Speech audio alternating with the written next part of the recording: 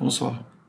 Aujourd'hui, je donne la solution de l'exercice numéro 2 qui fait partie d'une série d'exercices que j'ai énoncés il y a quelques jours sur des applications ou des grands théorèmes de l'analyse fonctionnelle. Aujourd'hui, cet exercice consiste à donner une deuxième preuve du théorème du graphe fermé, puisque j'ai donné déjà une preuve dans le cours que j'ai présenté sous forme de vidéo sur cette chaîne, le premier cours sur les grands théorèmes de l'analyse fonctionnelle. Alors, pour donner cette preuve, nous aurons besoin d'un autre grand théorème de l'analyse fonctionnelle qui est le théorème d'isomorphisme de Banach. Le théorème d'isomorphisme de Banach, si vous avez une application linéaire T entre deux espaces de Banach qui est linéaire et continue, si elle est bijective, alors sa réciproque T-1 est linéaire et continue. Autrement dit, T est un isomorphisme de E sur F. Ce qui manque pour être un isomorphisme, c'est la continuité de T-1 qui est assurée par les hypothèses T linéaire, continue, bijective. Alors voici l'énoncé de ce théorème du graphe, ce théorème de cet exercice 2 qui donne une méthode pour démontrer le théorème du graphe fermé. Alors, d'abord, qu'est-ce que c'est que le théorème du graphe fermé? Définissons ce que c'est que le graphe d'une application entre deux espaces métriques. Le graphe d'une application f entre deux espaces métriques x et y, c'est l'ensemble des couples x, f de x lorsque x parcourt l'espace de départ, l'ensemble de départ, grand X, ici il s'agit d'espace métrique. Alors, il est clair que si f est continu entre ces deux espaces métriques, le graphe est fermé. Parce que quand vous avez xn qui tend vers x0, f de xn tend vers f de x0. Ça, c'est la continuité. Mais la réciproque est fausse. Comme exemple, vous prenez par exemple x égale grand R et y égale grand R, qui sont des espaces métriques. Ce sont même des espaces vectoriels normés pour R, pour la valeur absolue, et pour y aussi, c'est la valeur absolue, puisque vous avez x égale y égale R. Si je considère cette fonction f de x définie sur R par f de x égale 1 sur x, si x est non nul, et f de 0 égale 0. Alors, le graphe de cette fonction n'est pas fermé.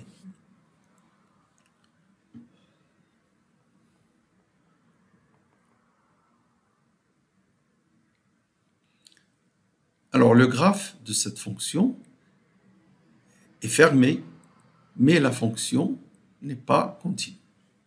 Dans le théorème suivant, on démontre que la réciproque est vraie, mais avec des hypothèses bien précises qui sont celles du théorème du graphe fermé.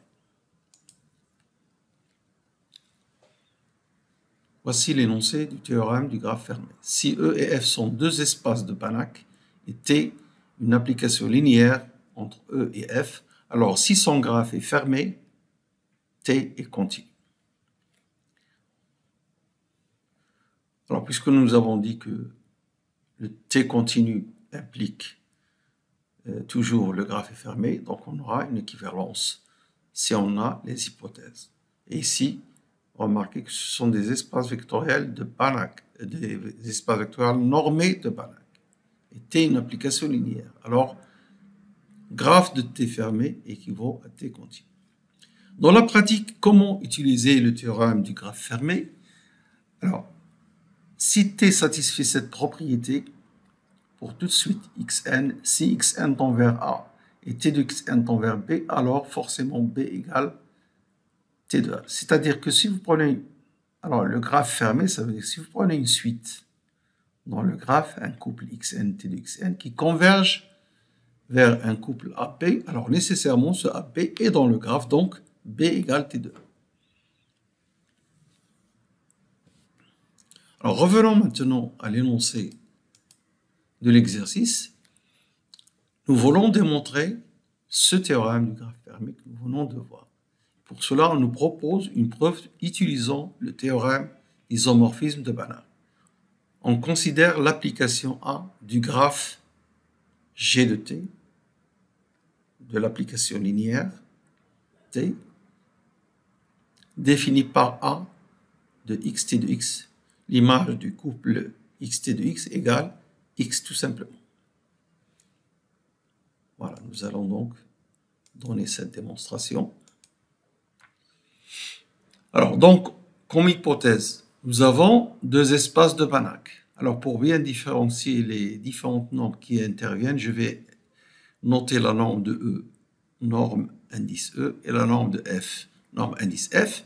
Mais nous allons utiliser aussi le produit cartésien E croix F, qui est aussi, on peut le munir de cette norme. Alors, je ne vais pas l'indexer pour ne pas compliquer trop les choses. La norme du couple XY, un couple XY dont E croix F, est égale à la norme de X dans E plus la norme de Y dans F. Alors, en topologie, vous avez certainement vu que ceci est bien une norme sur E croix F.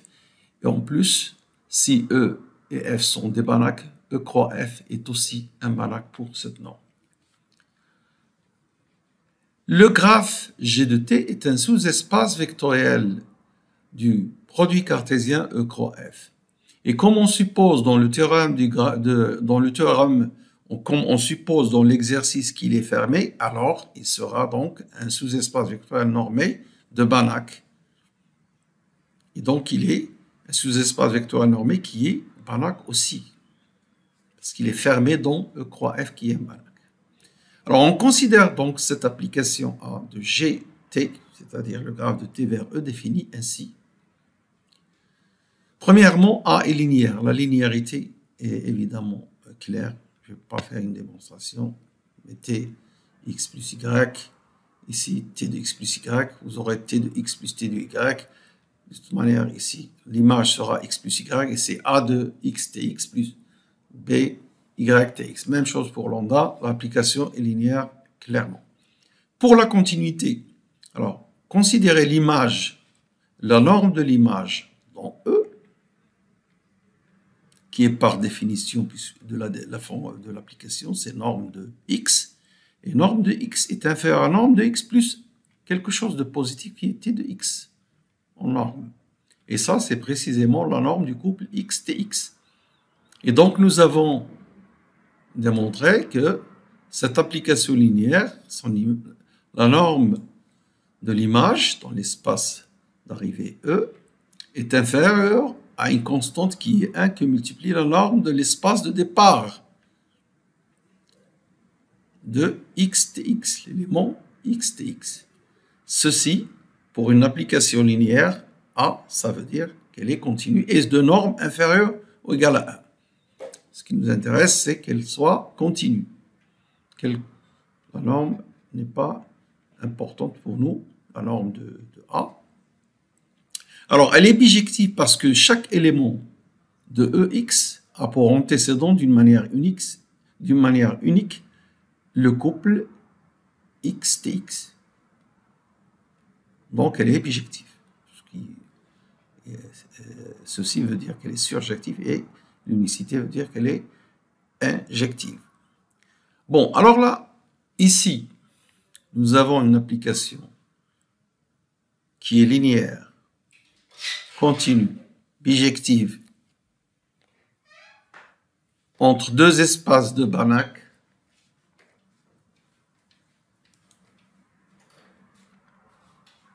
Donc, cette application a satisfait les hypothèses du théorème d'isomorphisme de Banach.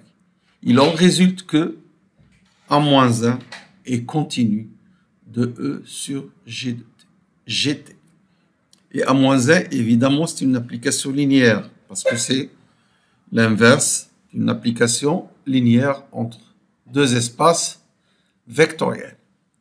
Alors, la continuité se traduit par l'existence d'une constante C strictement positive, telle que la norme.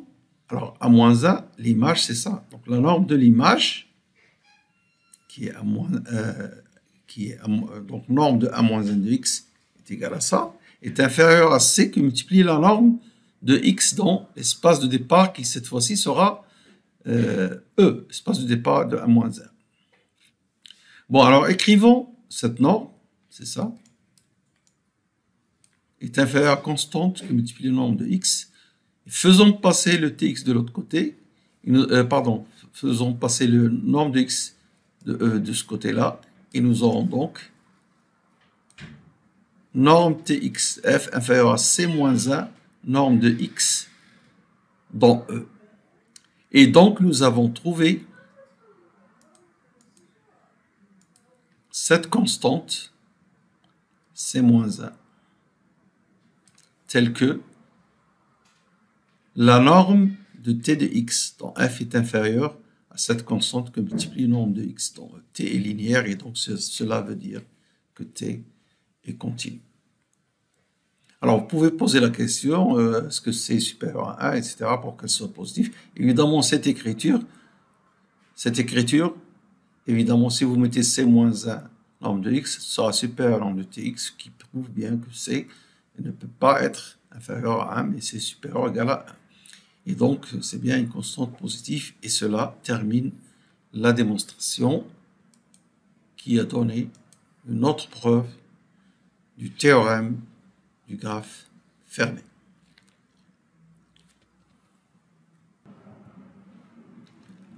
Voilà, ce sera tout pour aujourd'hui.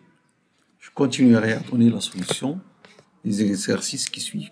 Exercice 3 et 4 la prochaine fois, Inch'Allah. Merci de votre attention. Au revoir.